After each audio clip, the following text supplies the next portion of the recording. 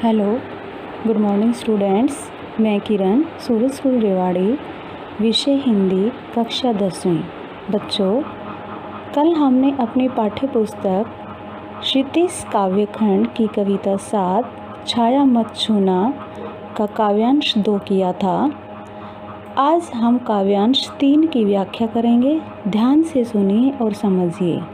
काव्यांश है हमारा, दुविधा हत साहस है, दिखता है पंथ नहीं, देह सुखी हो पर मन के दुख का अंत नहीं। दुख है न चांद खिला शरद रात आने पर, क्या हुआ जो खिला फूल रस बसंत जाने पर। जो ने मिला सुख उसे भूल कर तू भविष्य वरण, छाया मत छूना मन होगा दुख दूना। तो बच्चों, इसकी जो पहली पंक्ति है काव्यांश की, इसमें शब्द है दुविधा हत साहस। इसका अर्थ है साहस होते हुए भी द्विधाग्रस्त होना। पंथ का अर्थ है रास्ता, देह मीन शरीर, अंत नहीं सीमा नहीं। शरद रात, तीसरी पंक्ति में है शरद रात, सर्दी की रात। फिर है भविष्य वरण, पांचवी पंक्ति में आने वाले समय को धारण करना। अब इसमें देखिए कवि क्या कहता है। कवि ने बताया है कि मनुष्य को जीवन में भूले हुए अतीत के सुखद पलों को याद नहीं करना चाहिए। ये उचित नहीं है, क्योंकि इससे वर्तमान के दुख बढ़ जाते हैं। मनुष्य को वर्तमान में रहते हुए परिश्रम करके अपने भविष्य को सुधारने की कोशिश करनी चाहिए। क्या करना चाहिए? परिश्रम करते रहना चाहिए और अपने भविष्य को सुधारने की कोशिश करनी चाहिए। अब इसकी व्याख्या देखिए। द्विधा हत साहस है, दिखता है पंथ नहीं। कवि कहता है कि तुम्हारा साहस मन की दुविधाओं के कारण नष्ट होता जा रहा है। जब मनुष्य का मन द्विधाग्रस्त होता है तो उसका काम करने का साहस कम हो जाता है, दिखता है पंथ नहीं, और उसे काम करने का रास्ता नज़र नहीं आता। उसे क्या करना है क्या नहीं करना, वो निर्णय वो नहीं ले पाता। देह सुखी हो पर मन के दुख का अंत नहीं।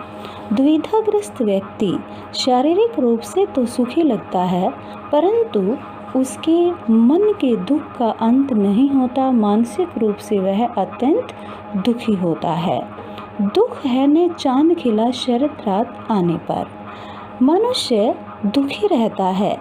शरद रात आने पर चांद ने खिलने का अर्थ है कि जब उसको किसी समय किसी चीज़ की ज़रूरत होती है और उस समय वो चीज़ नहीं मिलती तो वह बहुत परेशान हो जाता है, दुखी हो जाता है। शरद रात में चांद का अत्यंत महत्व होता है। इसी तरह से मनुष्य को जिस समय जिस चीज़ की ज़रूरत हो वो उसे प्राप्त नहीं होती तो वह दुखी हो जाता है, परंतु ऐसी स्थिति में भी उसे दुखी नहीं होना चाहिए। क्या हुआ जो खिला फूल रस बसंत जाने पर। यदि बसंत ऋतु के जाने पर फूल खिलता है तो ऐसे फूल का उसके जीवन में कोई मनुष्य के जीवन में महत्व नहीं रहता। इसका मतलब क्या है कि समय निकलने पर यदि उसे कोई चीज़ मिलती है तो उस चीज़ का उसके जीवन में कोई महत्व नहीं होता और वह फिर दोबारा से दुखी हो जाता है। लेकिन ऐसे समय में भी उसको दुखी नहीं होना चाहिए। जो ने मिला भूल उसे कर तू भविष्य वरण। यदि किसी समय कोई चीज़ नहीं मिलती तो उसकी चीज़ के न मिलने पर उसे दुखों में नहीं डूबना चाहिए। उसे निरंतर प्रयास करते रहना चाहिए और अपने भविष्य को उज्जवल बनाने की कोशिश करनी चाहिए। जो उसके पास है उसको उसे स्वीकार कर लेना चाहिए और ये मानना चाहिए कि आने वाला समय उसका अच्छा होगा।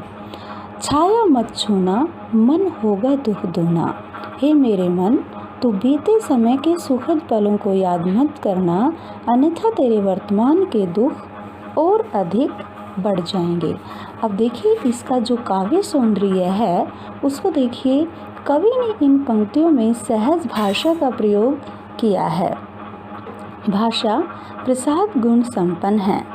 अनुप्रास, प्रश्न, एवं रूपक अलंकारों का प्रयोग है। तो इस तरह से ये हमने तीसरा काव्यांश किया है। इसको आप दोबारा से ध्यान से सुनिए और समझिए। Okay, bye.